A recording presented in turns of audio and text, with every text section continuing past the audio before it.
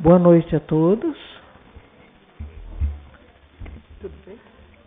Em primeiro lugar, eu queria dar parabéns a todas as vovós. Primeiro, a mim mesma, que sou vovó, 3 vezes. 3 vezes. 4. Quem que é vovó mais vezes? 5, está ganhando. Quem mais? Vovô quantas vezes? 3. A Graça não é vovó. Você? Uma vez. E tem mais um detalhe antes da gente começar a reunião. Eu vi que vocês andaram parabenizando o Gilson dia 20 de julho de novo. Que eu saiba, ele faz 20 de junho. 29, né? É isso? Todo mundo dando parabéns de novo. Eu estou desconfiado com o Gilson. O aniversário dele é 29 de junho, já passou. Pois é. Agora eu quero falar o seguinte. Nós tínhamos conversado sobre os aniversariantes de julho. Então tem a dona Roseli. Quem mais? Fernando. Quem mais que faz aniversário em julho? Vê se aquelas 2 almas depenadas fazem.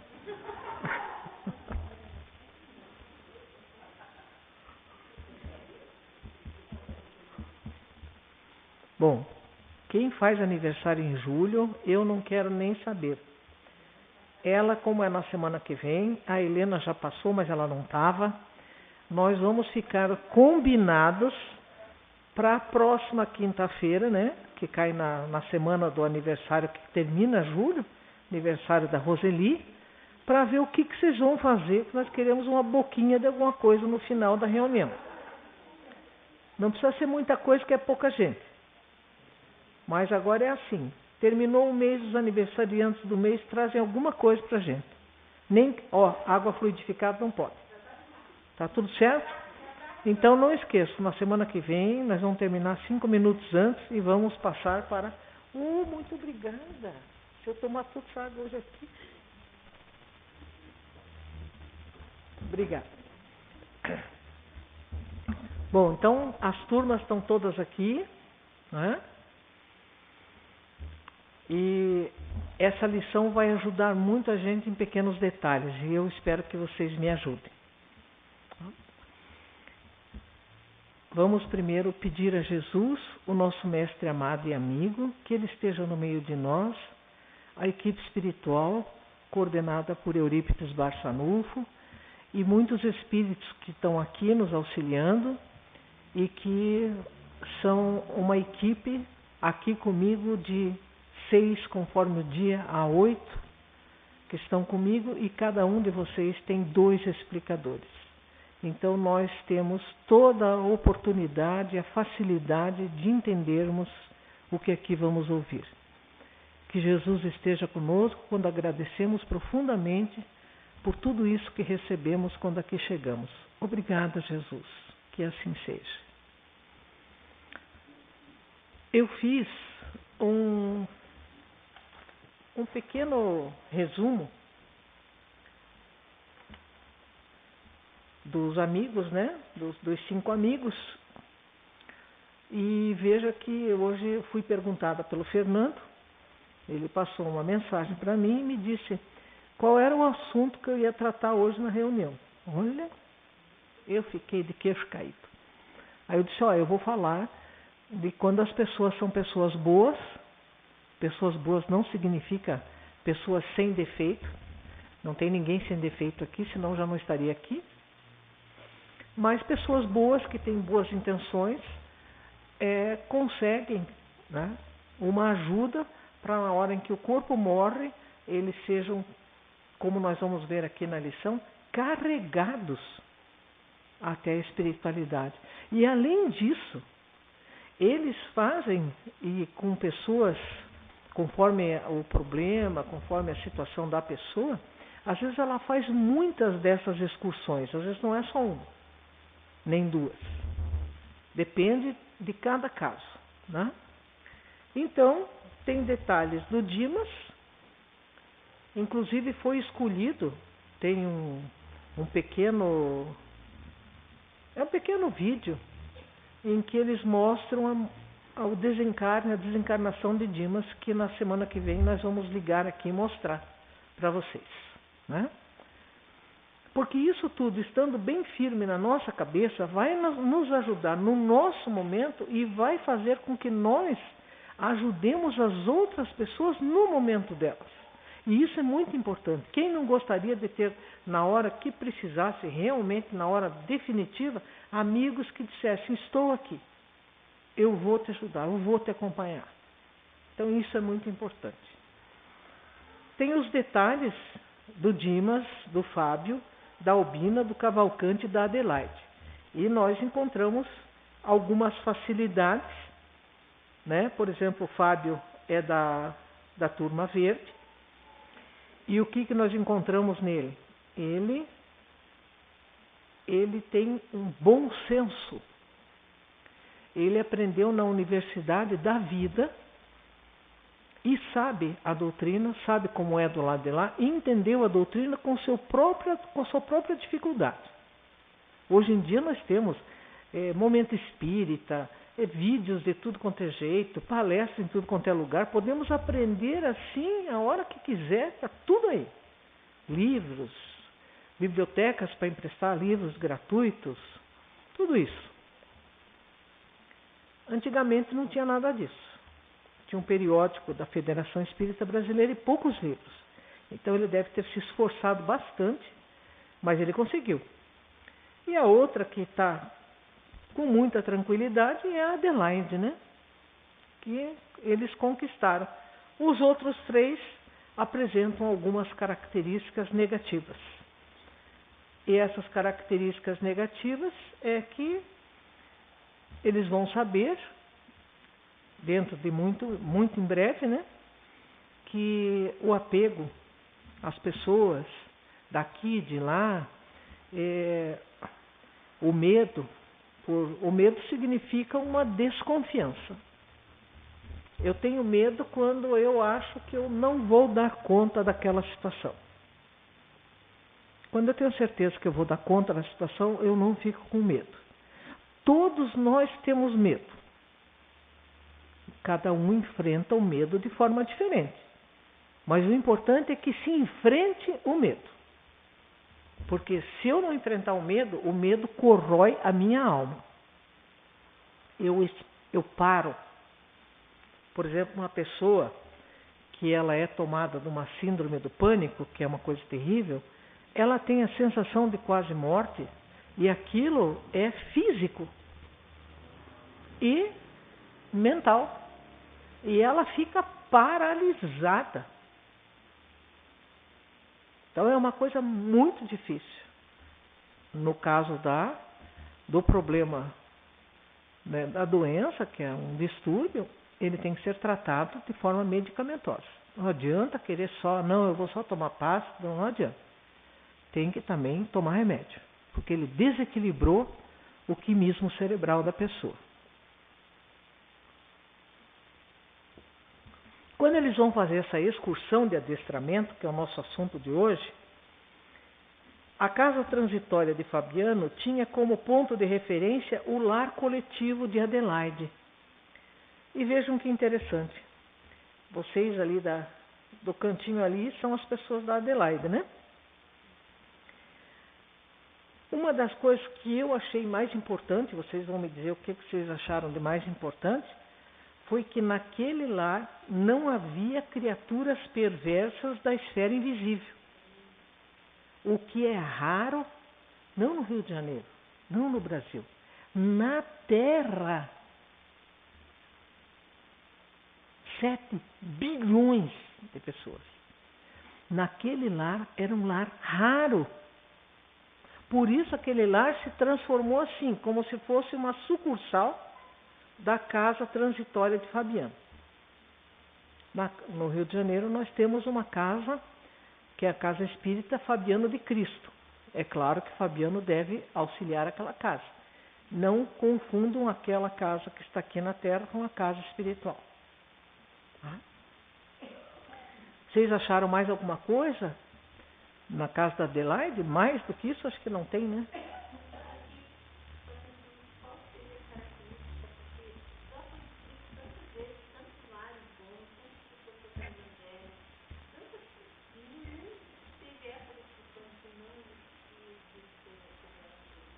Mas veja,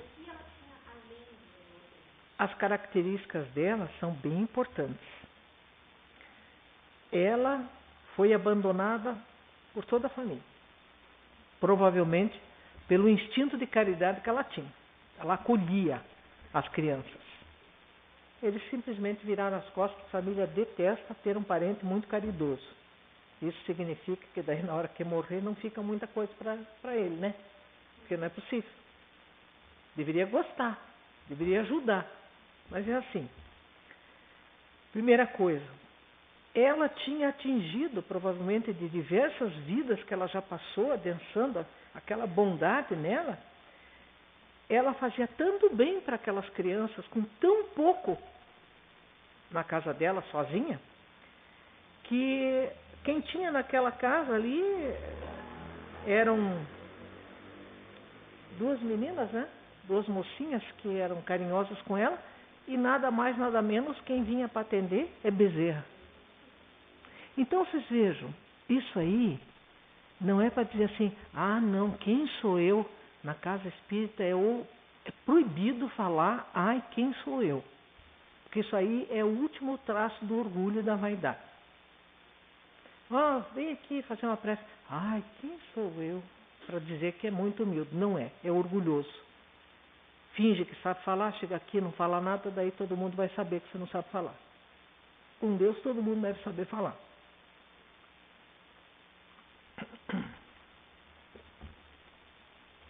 Então, antes de fazer isso, eles recebem a visita da Irene. E o André Luiz chama de jovenzinha, né? Isso faz a gente entender que ela se mostrava na espiritualidade muito jovem. Mas os muito jovens na espiritualidade às vezes têm 1570 anos de aprimoramento. Como às vezes nós vemos aqui pessoas de cabelos brancos, não precisa olhar para mim também, fazendo coisas que nem adolescente faz, de tanta bobagem que aprontam. São pessoas que podem ter o cabelo pintado, plástica e tudo mais, mas são pessoas que não se comportam conforme a maturidade que eles tinham que ter. Não é a questão da pessoa estar bem de saúde, bem vestida, não é nada disso. É um comportamento social, um comportamento familiar, um comportamento com a vida. Não se importam com nada, acham que tem que viver, e viver para eles é só coisa ruim, se esquecem da família, abandonam a família. Coisas assim que a gente vê que não é coisa de uma pessoa amadurecida, que entende o significado da vida. Então essa jovenzinha chamada Irene, essa jovem, ela vai dar uma palestra para todos os que estão ali sobre a responsabilidade do pensamento. Aí tá. Como é difícil na nossa casa, que dificilmente a gente mora sozinho, né? Hoje em dia tem muita gente já morando sozinho. Morando sozinho fica mais fácil. Mas também tem as suas dificuldades. Mas vamos dizer o seguinte, morando sozinho, o que está lá é teu. Quem levou para dentro da tua casa foi você. Quem deixou entrar foi você. E quem acocou que ficasse na tua casa foi você. Quando tem outras pessoas, às vezes um só que brilha, ele precisa ter uma força de vontade muito grande. Apesar que um palitinho de fósforo num estádio de futebol, todo o estádio vê que o palitinho acendeu. Um palitinho de fósforo quebra toda aquela treva. Todo mundo olha o palito que acendeu. Mas ela mostra que na nossa casa nós temos que criar uma ambiência por causa do pensamento. Aí a nossa casa acaba sendo uma verdadeira sucursal. Às vezes nós temos dificuldades até com uma empregada doméstica, uma diarista, que de repente chega na nossa casa e destrambelha a falar palavrão. Cada frase um palavrão. Depois, com o tempo, cada palavra Cada 2 palavras um palavrão. A gente tem que chegar e pôr um fim nisso. Porque aquilo conspurca toda a nossa casa. E depois, o fato é que a Irene vai explicar que depois que sai, por exemplo, da casa espírita, e que as pessoas trazem tantos pedidos de uma casa espírita, de qualquer outra casa religiosa, de qualquer outra igreja, onde as pessoas vão fazer pedidos, é preciso que eles façam uma limpeza profunda para evitar o contágio. Se você chegar e colocar um filme horroroso, quando você desligar e for dormir, aquelas imagens estão dentro da sua casa.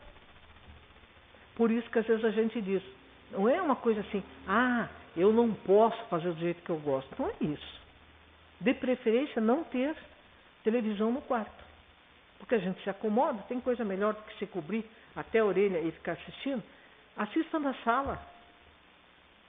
Depois vá para o teu quarto dormir. Se cubra na sala. Principalmente de uma criança pequena. Não deve ter televisão. As imagens, hoje em dia, a gente está conversando na televisão.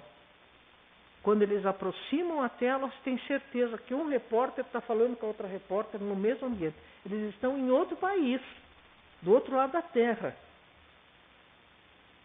Então nós estamos bem pouco para entender que quando a gente atrai certo tipo de imagem, a gente está trocando ideias com a imagem que a gente selecionou. E eles querem ficar ali com a gente. Só que na televisão são artistas. E a gente faz ponte com quem gosta da mesma coisa que nós gostamos. Se você ama aqui e tem um sentimento bom, uma pessoa lá na China está tendo o mesmo sentimento que você e faz ponte com você. Ajuda você. Hoje em dia as pessoas já sabem disso no campo profissional. Você entra na internet, tem um amigo nosso que faz isso, já me comentou como é que é fácil de fazer isso e como existem pessoas boas no campo científico. Então ele está desenvolvendo um projeto e de repente ele entra numa dificuldade. Ele faz programas altamente elaborados para serem usados nas mais diversas categorias. Aí ele chegou num ponto, por exemplo, que está dando uma dificuldade. Ele coloca aquilo ali.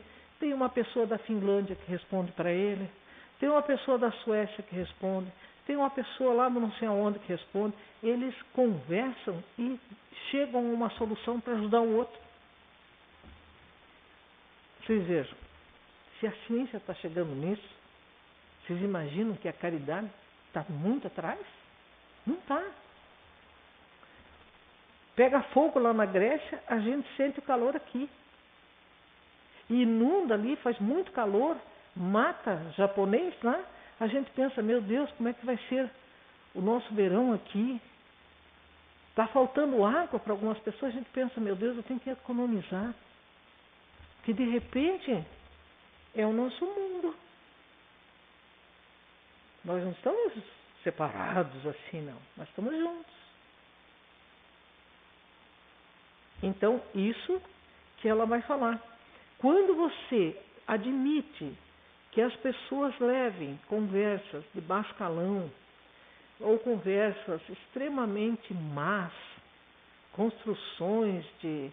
Eu não sei como é que uma pessoa pode se unir com outra para tramar um prejuízo, uma dor muito grande para um semelhante. Não consigo imaginar. Mas a gente vê todo dia isso acontecendo em todos os lugares. Mas se a gente permitir que haja um tipo de maquinação assim, a gente é responsável. Porque às vezes a gente acha que está entrando naquilo, ou melhor, na linguagem de hoje, né, está curtindo, e que aquilo não tem nenhum compromisso. Tem sim. Você está dizendo para o mundo inteiro que você concorda que um mentecapto chegue e diga: eu prefiro ter um filho morto num acidente do que saber que ele é gay. E as pessoas... Uma mulher, para sofrer um estupro por minha pessoa maravilhosa, ela tem que ser muito bonita. E as pessoas... Vou votar nesse. Esse aí vai arrumar o Brasil. O que acontece é que nós vamos viver, depois dessa encarnação, numa terra coordenada por quem pensa igual aquele que a gente elegeu. A gente acha que não, isso não dou nem bola. Eu votei a vida inteira, nem sei em quem votei, não quero nem saber. Aí, quando forem separados, você faz parte do grupo que gosta de ser comandado por esse tipo de líder, você deste aqui, e vão separando a gente. E a gente diz, ai, mas aqui não foi assim, sem querer, o senhor desculpa, não tenho que desculpar. Só estou dando para você aquilo que você escolheu. O problema é que a gente não escolhe, a gente quer se exibir para os outros. E viver é escolher. Quando chegar a hora da peneira, a gente vai ser peneirado como trigo ou como joio. Jesus falou isso para Pedro. Pedro, presta atenção que me pediram para te joeirar como se fosse trigo. E eu garanti que não. Que você vai conseguir dar a volta por cima. Às vezes a gente é joeirado e passa. Não passa. Fica lá em cima naquela telinha. Que a gente não é trigo, a gente é joio mesmo. Pelas escolhas que a gente fez. Então ela continua falando o seguinte: nós temos que, quando acontece alguma coisa na nossa casa, na casa espírita, tem sempre as preces quando termina, uma reunião tem que ter em toda reunião, para justamente fazer essa faxina, evitar esse contágio. Nós temos que ver aqui uma outra coisa muito interessante que eles chamam a nossa atenção. As diferenças na casa de Adelaide e na casa transitória de Fabiano. O que é que vocês podem me dizer disso?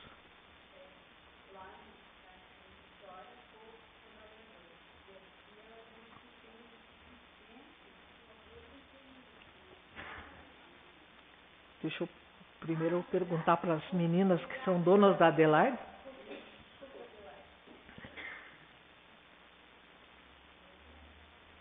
Vejam uma coisa que todos nós temos que pensar. Para as crianças aqui, a gente dá pão, leite, educação e bons conselhos.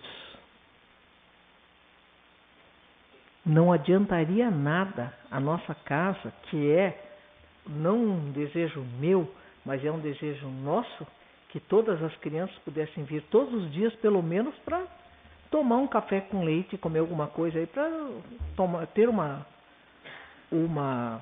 alimentação diária, nem que fosse para fazer uma sopa, de vez em quando, e servir. Nós temos que evoluir para isso.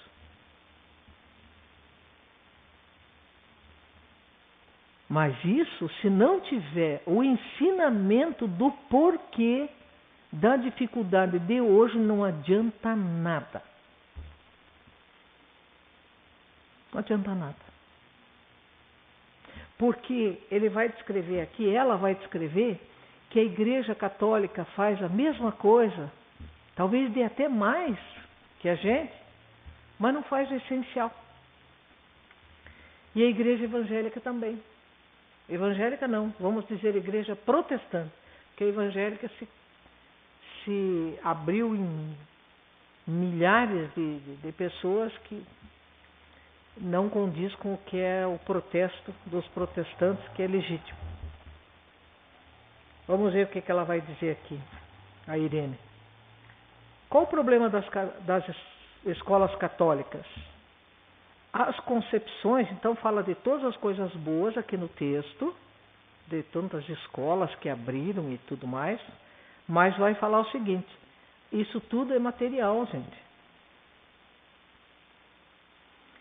As concepções espirituais não se desenvolvem e ficam acanhadas nos moldes tirânicos dos dogmas obsoletos. O Consolador, questão 360 de Emmanuel, Evangelho segundo o Espiritismo, capítulo 20, item 3. Vai discorrer sobre isso. Então, o que acontece? Nossas crianças chegam lá e eles enfiam na cabeça das crianças o pecado. Se é pecado, aquilo é pecado, você vai para o inferno. Se não vier na missa, você vai para o inferno. E quando o meu filho Renato ia fazer a primeira comunhão, porque eu era católica, não era bem católica já mais naquela época, mas o pai era católico, queria que fizesse a primeira comunhão, minha família também, minha família dos outros avós também, então vai fazer a primeira comunhão. Aí foi a primeira vez que eu tive um microfone à minha disposição, sem querer. Sabe aquele inimigo que senta do lado, atrás da gente, e quando a freira, que mais parecia um sargentão, daqueles bem brabo, disse assim, tem algum pai, alguma mãe que queira falar alguma coisa sobre o que espera da igreja aqui? A pessoa que estava atrás de mim disse, ela. Eu tinha entrado tão quieta, eu estava tão infeliz naquele dia, eu estava tão triste. Quando ela disse ela, eu pensei, eu não tinha, me deram o microfone sem fio na mão, e eu não tinha visto que aquela igreja imensa estava até lá atrás de gente. Todo mundo quietinho. Isso é uma coisa que eu invejo deles. Todo mundo quieto, respeitoso, nada de bagunça, conversarada. Quando eu olhei, pensei, digo, agora vai. Digo, eu não quero que coloque ideia de pecado na cabeça dos meus filhos, não quero que ensine contra o que está nos evangelhos, quero que seja uma religião que ensine meus filhos a amar o Cristo como eu aprendi, e não a ter medo. Foi um silêncio sepulcral. Chamaram a cúria da igreja. No dia seguinte eu tinha que me ver com os sacerdotes e tudo, porque eu disse, olha, eu vim trazer meu filho, porque ele é filho de católico, eu não sou mais católica, mas eu não vou me comungar, porque eu estaria faltando com respeito para a igreja fazer uma coisa que eu já não acredito mais, se as pessoas fazem com tanta devoção como eu um dia fiz. Ah, então não pode. Você pode, porque o que eu penso é uma coisa, o que meu filho pensa é outra. Talvez ele esteja fazendo a primeira e última comunhão. Ele olhou para mim e fez... E ali eu me descobri que eu sabia mais do Evangelho do que aquelas freiras todas juntas. E o padre chegou para falar comigo e disse, eu conheço a senhora. O padrinho, né? Porque para eu chegar no maior, eu tinha que passar pelo menor. Normal. Ele disse, eu conheço a senhora. Eu disse, eu acho que eu já me vi também. É que eu faço curso lá na Espírita e eu assisto suas palestras. A senhora não fala nada não, é que eu preciso estudar aqui.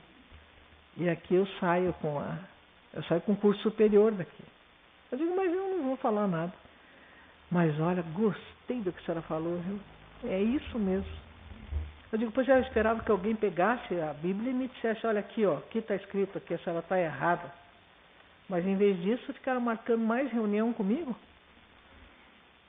Mas às vezes é isso que vem assim, na hora te dá um pânico, você diz, eu falar aqui, eu não vim aqui para falar. Eu estou quieta aqui, não estava mexendo com ninguém, por que essa mulher me cutucou? Mas acho que foi o dedo lá de cima. Então a gente tem que chegar e ter a coragem de dizer para os filhos da gente, filho, toda a família da sua mãe é católica, toda, sei lá, mas no Evangelho, na Bíblia, diz isso. Mas aí você tem que saber que inventar você não pode. E mostrar para ele, ó filho, é que eles não interpretaram direito. Agora eu estou sabendo, então diz isso. E os protestantes? Os protestantes, nas suas organizações, ainda se baseiam quase sempre, que já tem gente nova na Igreja Católica e na Igreja Protestante, E esses não são daquelas milhares de facções evangélicas aí, que denominações mil, que treinam pastores que não sabem nem falar para pregar uma coisa que é dificílima. E eles se baseiam mais na letra do que nos conselhos evangélicos. Olha que bonito que ele escreveu aqui. As organizações protestantes se baseiam quase sempre mais na letra dos conceitos evangélicos que nos conceitos evangélicos da letra. Eles não sabem interpretar. Então eles chegam e dizem assim, mas aqui está escrito assim, ó, que a gente só vive uma vez. Eu disse, mas esse texto aqui não está falando de reencarnação? Ah, é? Eu digo, é. Mas como assim? Digo, então vamos ler?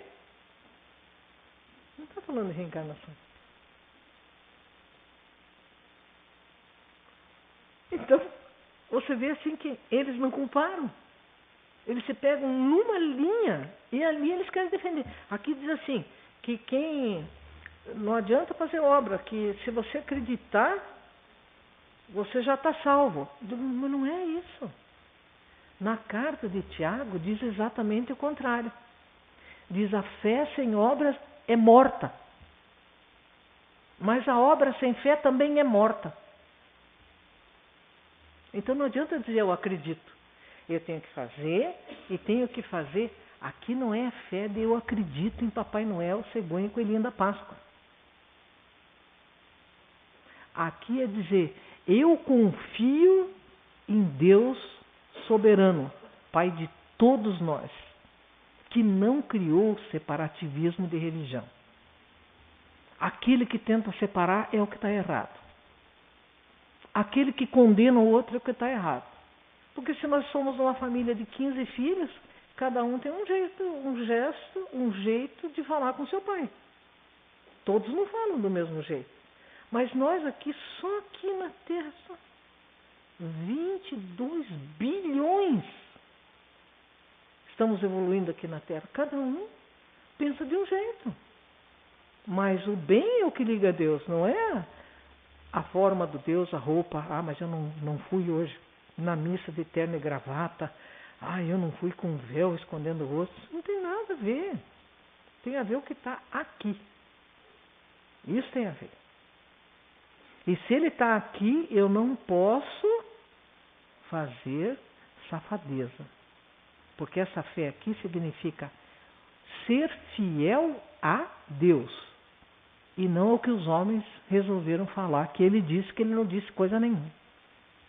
Ele mandou seus emissários. E Jesus foi um dos seus Cristos. Esse é o Cristo, coordenador da terra toda. Ah, mas ele coordena também os xiitas, os sunitas, todos, eu disse. Todos.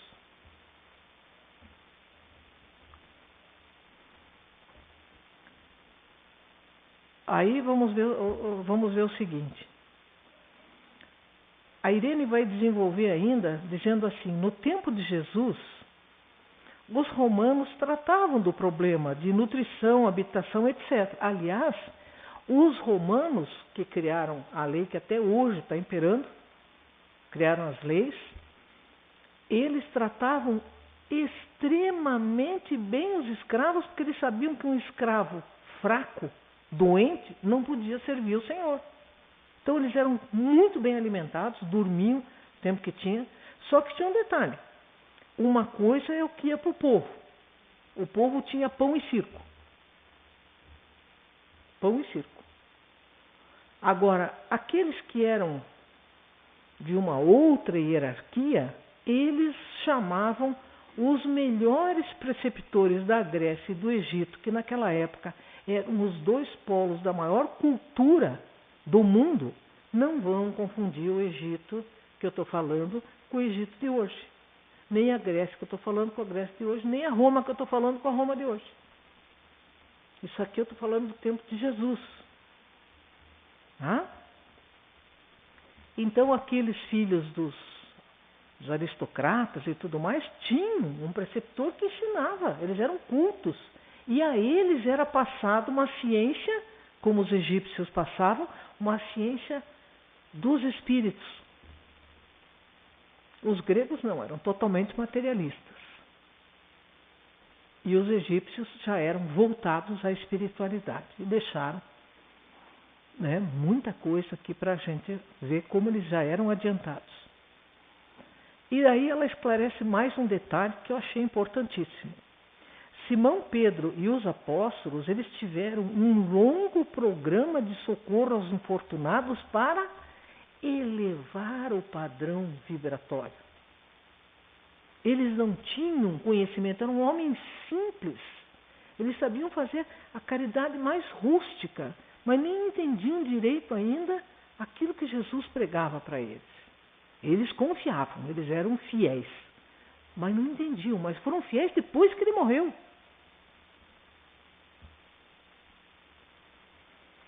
Então vejam, Gamaliel não. Gamaliel estava pronto. Quando ele leu, ele já tinha um intelecto tão desenvolvido que quando ele leu o Evangelho de Mateus, ele sabia que Jesus era o Messias. E ele, o Gamaliel, foi o preceptor de Paulo. Ele estava ensinando Paulo desde que o Paulo tinha 13 anos. Quando aconteceu tudo que nós vimos lá com o Cristo, Paulo tinha 30. O Paulo ia assumir a função do Gamaliel, que era a maior autoridade do povo judaico, do povo hebreu. Então ele passou muita coisa para o Paulo. Muita coisa. Porque o Paulo, naquele livro maravilhoso que é Paulo e Estevão, com mais conhecimento, quando a gente vai ler aquele livro, a gente diz, meu Deus, eu não tinha entendido metade do que está aqui. E metade eu já estou dando, né, uma lambuja para mim mesmo bem grande. Quanto mais eu for lendo, mais eu vou aprender. Então ele diz, estamos fazendo no espiritismo evangélico, você viu que ele não disse nem científico e nem filosófico. Aqui ele usou evangélico. Nós estamos fazendo a recapitulação do cristianismo nas salas de evangelização. Porque se não for assim, você pode dar pão, pode dar sapato, pode dar roupa, pode dar blusa, pode dar cobertor. Ele não vai mudar. Tem que ter aulas que digam para ele, a cada um segundo suas obras. O que vocês estão sofrendo hoje é resultado do que vocês foram ontem. E o que nós vamos sofrer amanhã, ou ser feliz amanhã, vai ser resultado do que nós estamos plantando hoje. Por isso, a semeadura é livre. Quiser plantar só pepino, só espinho, pode plantar. Mas a colheita é obrigatória. Aí eles vão entender. Opa! E quem não fizer isso vai ter que voltar e sofrer as mesmas coisas com uma pimentinha por cima. Aí a Irene vai dizer mais um detalhe bem importante. Ela disse, o imperativo primordial consiste na iluminação do espírito humano com vistas à eternidade, com definições e programas bem elaborados, mas nós temos que fazer alguma coisa. E ela vai dizer que se a gente for se apegar a excesso de conversa, porque se a gente colocar aqui 100 pessoas e perguntar o que cada um acha, que é melhor a gente fazer, cada um vai sair com uma ideia melhor que a outra. Só que nós adotamos entre nós aqui a teoria do Wilson. O Wilson criou uma teoria para nós. E eu passo essa teoria para vocês. Deu a ideia, faz. Ah, mas eu acho tão bom que aqui devia ter uma cadeira assim. Ah, você acha? Pode comprar. Fique à vontade. Não tem preço. Pode comprar. Ah, vamos fazer tal coisa? Vamos. Você se encarrega de coordenar e arruma o dinheiro. Não fica fácil? Porque jogar ideia para cima dos outros, ó, vamos fazer assim, assim. Você vai fazer, viu, Graça? Ué, eu arrumo a ideia e ela que faz? Não. Então ela vai dizer assim, a luz divina prevalece sobre a benemerência humana porque ela está sem aquela, porque esta sem aquela pode muitas vezes degenerar em personalismo devastador, compreendendo-se também que a qualquer tempo que a fé sem obras é irmã das obras sem fé. Se a gente não tiver cuidado, vamos dizer que alguém resolva e deposite na minha conta 5 mil reais todo mês e diga, eu vou te dar esse dinheiro para você fazer caridade. E eu vou dizer imediatamente, não ponha na minha conta, ponha na conta da casa. A minha conta é minha conta particular. Ponha na conta da casa. Porque aí nós vamos decidir num conselho, numa reunião, o que nós vamos fazer. Eu não vou estar tomando decisões sozinha. Porque o maior perigo da ação social é o personalismo exagerado. De repente a pessoa começa a achar que ela é a melhor pessoa que existe na casa, porque é ela que pega e transfere os bens. Mas ela transfere os bens, ela não paga pelos bens, não é só dela, ela tem um trabalho, o trabalho é importantíssimo. Mas tem toda uma estrutura que lhe dá a possibilidade de angariar esses bens. Então todos são importantes nesse mecanismo. E nós temos que tomar muito cuidado. Porque de repente nós podemos cair e cair desastradamente. Então ela vai dizer que na casa espírita é muito importante a difusão da luz espiritual e dizer que essa difusão da luz espiritual ela não é uma ação milagrosa. Ainda ontem eu ouvi um rapaz dizendo para mim assim, rapaz, pai de 4 filhos, eu recebi uma graça na minha igreja. Eu estava infartando, já estava espumando pela boca, Deus me deu uma graça e eu me salvei. A senhora acredita? Eu disse, eu acredito. Mas isso aconteceu a 2ª vez. A senhora acredita? Eu digo, eu acredito. Eu disse, mas eu não acredito na 3ª vez. Se o senhor não cuidar do seu corpo, o senhor vai infartar. A 1ª vez e a 2ª vez foi para lhe chamar a atenção que o senhor tem que mudar de vida. Tem que procurar um médico, tem alguma coisa que está errado aí. Mas se o senhor insistir, o senhor vai morrer. E daí vão dizer para o senhor, lá no mesmo lugar que disseram que o senhor tem direito a todas as bênçãos, se falar com o pastor, que foi a vontade de Deus que o senhor morreu. E eu digo que não foi. Foi o seu relaxamento. Porque se eu botasse tudo nas mãos de Deus, eu já tinha ido há muito tempo. Há muito tempo. Porque às vezes a gente fica pensando assim, mas será que não é mais fácil eu parar com isso? Eu estou sofrendo mais com o tratamento do que com a doença? Engano.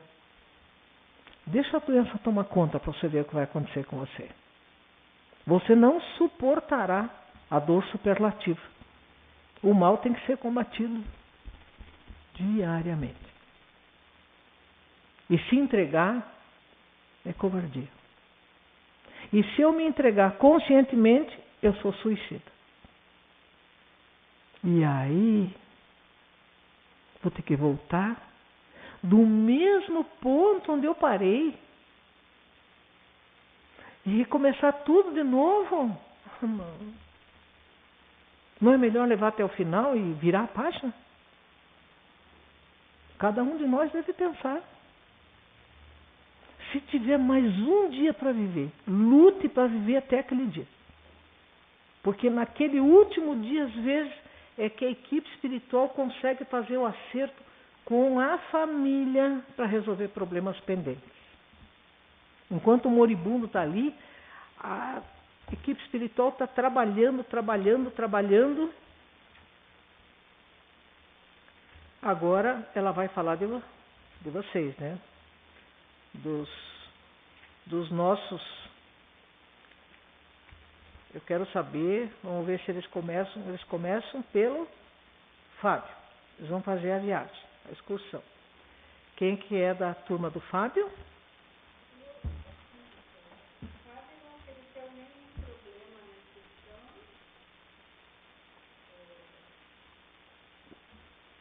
O Fábio foi aquele que nós falamos que fez par com a Adelaide, né? Mas eu me enganei. Eu queria saber da turma azul, do Dimas. Primeiro é o Dimas que eles vão buscar. Vocês viram que até para a gente morrer e fazer essa excursão, a gente precisa ter um pingo de educação, porque foi uma gritaria daqueles três. Nós estamos em Marte, o outro, eu estou no carro de fogo de Elias. Foi uma falta total de elegância e compostura. Só ficaram quietos dois que já tinham mais ou menos conhecimento de que eles estavam se deslocando, mas eles estavam por aqui mesmo. Fábio. Quem que vai falar do Fábio? A turma dali. Dimas, por favor.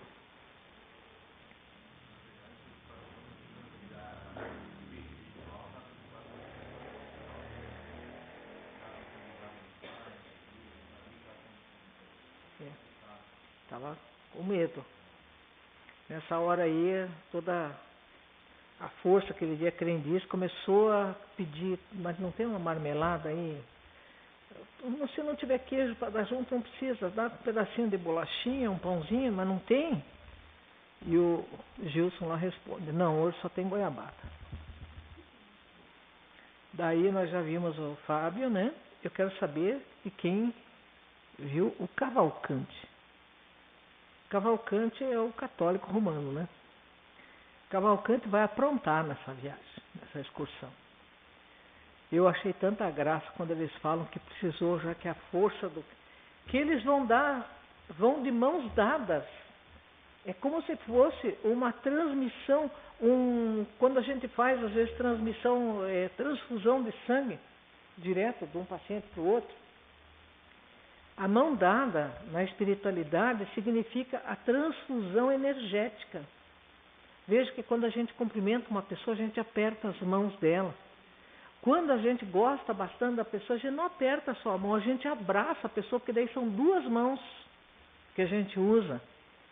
Quando a pessoa está com um problema, a gente dá o passe, usa as mãos sobre ela. Quando a pessoa está passando um momento difícil, a gente segura a mão dela e conversa segurando a mão dela. Não é assim? Você está transmitindo energeticamente, sem que ela saiba, você está dando passe nela. Se às vezes você não pode pegar a mão, você põe a mão sobre ela, em qualquer parte dela ali. Mentalmente, se fica desejando, você está transmitindo a tua energia para ela. E até para morrer precisa ficar forte. Essa excursão aqui é para fortalecer.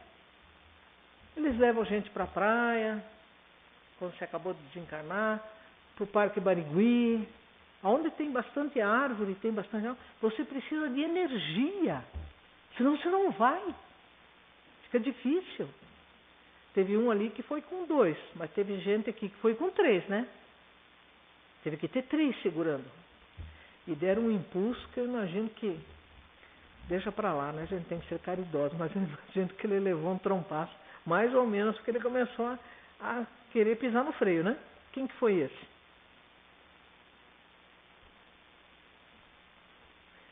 O Cavalcante já ficou para a segunda viagem, porque ia precisar de mais gente. Eu não quero dedurar que foi o Cavalcante, mas foi o Cavalcante.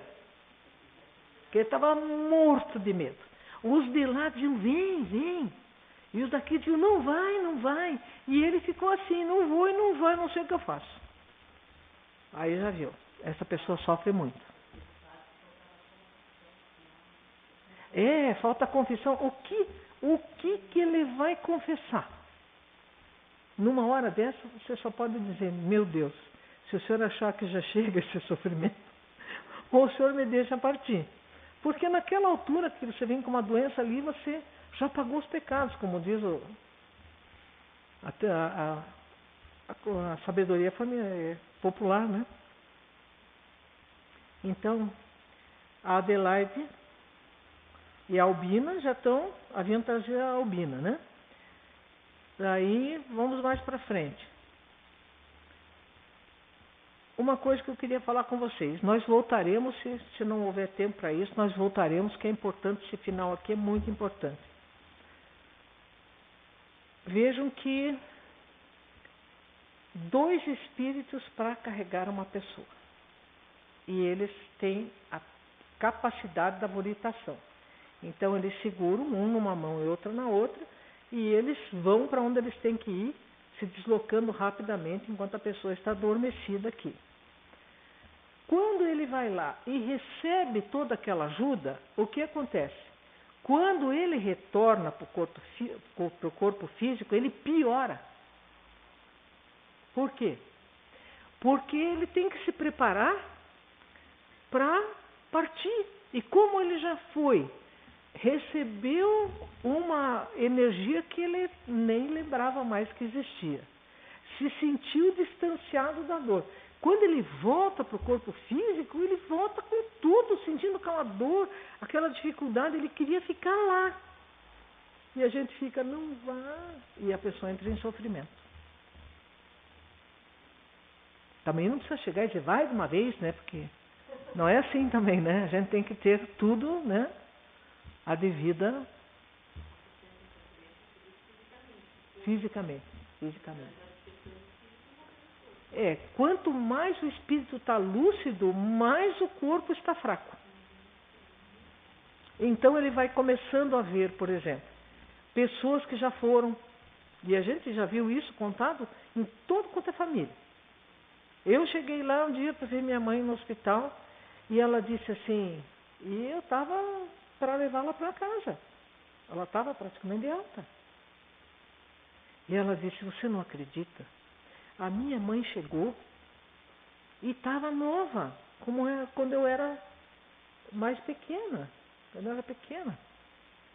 E ela pegou todas as minhas roupas e disse que ia levar para casa para lavar. Imagina, eu falei para ela, se eu não posso lavar minhas roupas. Ela disse, eu sempre cuidei de você e vou continuar cuidando. Eu pensei, ai. Acabou minha graça. E não viveu mais que algumas horas. Então, você veja como já levou para fazer aquela alegria de dizer, olha, tua mãe está aqui, eu vim te buscar. Ah, mas eu vou lavar todas essas roupas. Foi o jeito que ela... Não, mãe, não precisa. Eu sempre cuidei de você, a mensagem. Vou continuar cuidando. É muito importante. Então, aquelas dores que você tinha, elas se tornam maiores. A fraqueza, maior. Os efeitos, aquele que foi operado, passou a sentir muito. Por quê? Porque ele está fortalecendo o espírito para sair, o corpo mais fraco está sofrendo mais. Ele já está se preparando para partir. Então, reter uma pessoa que está num sofrimento desse é maldade, é egoísmo. Deixa que vá. E como é que a gente vai falar? Se não dá para falar, vai de uma vez, porque é falta de educação. Não dá para dizer, fica, porque é falta de caridade. O que a gente diz? Seja feita a vontade de Deus, que sabe o que é bom para você. Aqui para dentro. Porque isso aí da pessoa chegar valentona assim no médico e dizer, doutor, pode falar o que o senhor quiser, eu estou preparado. Seja para você, seja para pessoa querida. Mentira. Porque a hora que fala é como se pegasse, sabe, aquele Betis e desce bem no meio da tua testa. A única vontade que você tem é de sentar no chão, porque você não tem mais força de caminhar, e chorar, como se você fosse uma criança que não sabe para onde que você vai se dirigir. Porque a separação é sempre dolorosa. A gente pode aprender a controlar melhor, mas não quer dizer que você não vai sofrer. Não quer dizer que não vai sofrer. Vocês vejam quem que estava dando passe neles lá? Gotuso.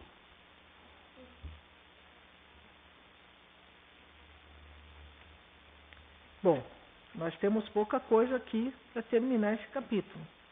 Quero saber as dúvidas de vocês para a gente ir em cima agora e responder as dúvidas desse ponto que nós estamos até o final. Você veja, a orientação do Jerônimo, muito importante, isso aqui tem que ler para saber, né? Porque eles vão falar inclusive da estratosfera e tudo mais, para que camadas que eles estão partindo, e estão aqui pertinho da Terra. O concurso desta noite não se destina à cura do corpo grosseiro, posto que agora a distância pelas necessidades do momento. Tentamos revigorar-vos o organismo espiritual, preparando-vos o desligamento definitivo, sem alarmes de dor alucinatória. Devo confessar-vos que, retornando o vaso físico, experimentareis natural piora de vossas sensações, agravando-se-vos a tortura, porque os remédios para a alma na presente situação intensificam os males da carne. Você começa a receber o auxílio para você viver em outro lugar, é como você está fazendo um curso para ser astronauta. Ah, mas você quer um prato bem cheio de macarrão e umas carninhas em volta, gostoso ali, umas verdurinhas? Não, é uma pílula. Tá com fome? Tá aqui a pílula. Poxa, mas eu já estou me preparando para isso, já vou sofrer lá. Não, aqui é a pílula, você tem que se acostumar. Então você já começa a sofrer, porque lá é só isso que você vai ter. Vai fazendo uma adequação com a falta de gravidade, com uma série de coisas. Até acostumar com aquilo, vai. Né? Você está acostumado com um peso enorme que te segura aqui. Tirando esse peso, você vai ter que aprender a andar lá, a fazer as coisas lá. Você renasce no mundo espiritual. Então, dá para ir de uma hora para outra assim? Vai devagarinho. Por isso que tem gente que diz assim, mas morreu que nem um passarinho. Morreu do coração, estava dormindo, não aconteceu nada, não ficou doente nem nada, ou então morreu como um passarinho. Imagino que seja terrível, ou leva uma pedrada ou leva um tiro. Eu acho horrível. Mas a pessoa que morre, de repente, ela vai ficar internada um bom tempo no hospital da espiritualidade, porque ela tem que fazer adequação. Ela levou um choque. Ela não se vê morta. Ela se vê com o corpo, ela sente, ela lembra. Ela não entende que morreu. É complicado. A doença prolongada é uma bênção. É o salão de beleza do espírito. Ele vai preparando a pessoa para ela já ir vivendo no mundo espiritual. Porque a morte súbita é uma coisa que dá muito trabalho. A família. Chega uma hora em que você olha aquela pessoa, a gente tem que ser sincero, você pode até não falar, mas você está olhando aquela pessoa, você está vendo que o que aquela pessoa tem não é mais vida. Ela está presa num corpo, ela está sofrendo. Você vai querer que ela fique assim quanto? 20 anos? É até uma maldade. Então, esse finalzinho aqui, se vocês tiverem alguma dúvida, é só vocês trazerem na semana que vem. A gente pega daqui onde a gente parou e já falei sobre o escândalo que os 3 fizeram indo para lá. E por isso que Emmanuel chegou para o Chico, quando ele começou, vale-me Deus, estamos todos morrendo, o avião está caindo. O que é isso, Chico? O senhor não está vendo? Nós todos estamos morrendo. Ele disse, não, eu estou vendo a tua falta de educação. Morra, mas morra com educação. Você, em vez de dar um bom exemplo, comece a rezar. Fique quieto. E o avião não caiu. Depois, acho que quando desce, olha para os outros e pensa, não dá para eu sair pela porta dos fundos, depois que sair todos os comissários, de tanto escândalo que eu fiz. Né? Então, a gente vai aprender esse pedacinho aqui para a semana que vem e comecem agora a se preparar para a desencarnação de cada um deles, que nós vamos aprender a questão do passe longitudinal, é muito importante isso aí, que nós vamos poder usar quando formos visitar um paciente. Acabou. Graça. Faz a prece. Acabou.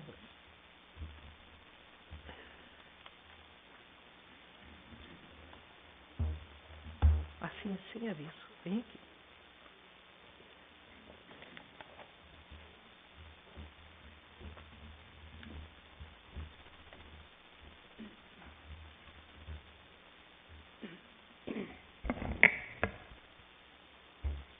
Mestre amado, agradecemos o seu auxílio para a compreensão dessas verdades eternas, através desses espíritos amigos que nos trouxeram esses ensinamentos, que nos intuíram ao estudo, que nos proporcionaram essa casa maravilhosa de Eurípides Barçanufo, e esses professores, essa professora Maria Helena, que com tanto amor vem nos conduzindo ao conhecimento, pouco a pouco, pois são verdades novas para o nosso espírito, ou se estamos a relembrar, estavam muito, muito profundas em nossas mentes. Agradecemos, Senhor, profundamente este grupo de estudos e auxilia-nos para que consigamos nos manter na vigilância e na disciplina de continuarmos a preparar o nosso espírito para a passagem sem alardes, com confiança, como Fábio e Adelaide. Seja conosco, Mestre amado.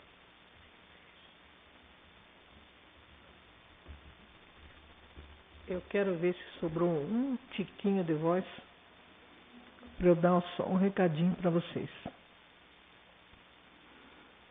Graças à permanência de vocês, principalmente das pessoas que costumeiramente vêm, se esforçam para estar aqui, nós estamos conseguindo atender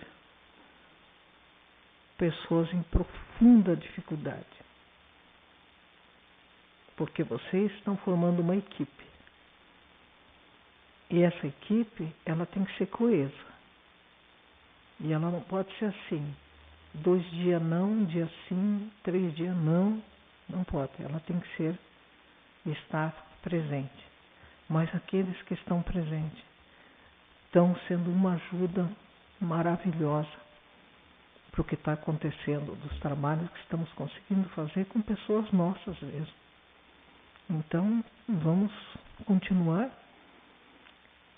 porque é importante a gente chegar do lado de lá com um crachá no portão da casa de Eurípides e mostrar o crachá e eles dizem, pode entrar. Oh, meu Deus! Eu digo, vim aqui só para pintar o portão, porque o negócio é trabalhar, né? Então, ele não pode chegar assim e dizer, não. Nosso crachá está impresso na testa. Então vamos auxiliar. E na semana que vem, mesmo aquele que não faz aniversário em julho, mas que está recebendo o presente dobrado, ele está convidado para que nós vamos ter da Roseli e da Helena, pelo aniversário do Fernando, porque nesses dias frios, qualquer coisinha quente vai muito bem. Já agradeço antecipadamente em meu nome e em nome de todos.